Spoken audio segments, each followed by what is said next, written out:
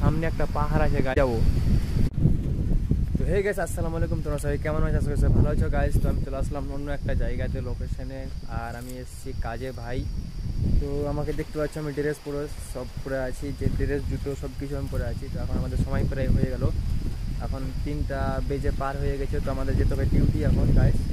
তো এখানে ভাই কিন্তু প্রচণ্ড গরম পড়ছে। তো আমাদের রেস্ট ছিল মোটামুটি 11টার দিকে, আমাদের ছিল রেস্টের টাইম 11 থেকে 3টা অবধি। তো আমরা এসেছি এখন সেই জায়গাতে, কিন্তু এখানে প্রচণ্ড গরম গাইস। তো এখন 3টার সময় আমরা কাজে লাগবো, তারপরে 6টার সময় আমরা ছেড়ে দেবো।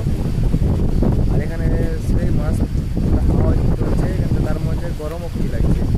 তো গাইস আমি এখন চলে যাব কাজে, টাইম আমার কাছে সেরকম নাই। আর গাইস ভিডিও তো আমি সেরকম বানাতে পারছি না, তো আমি চেষ্টা করবো মাঝে মধ্যে ভিডিও আপলোড দেওয়ার জন্য। তোমরা অবশ্যই আমার চ্যানেলকে সাবস্ক্রাইব করবা গাইস।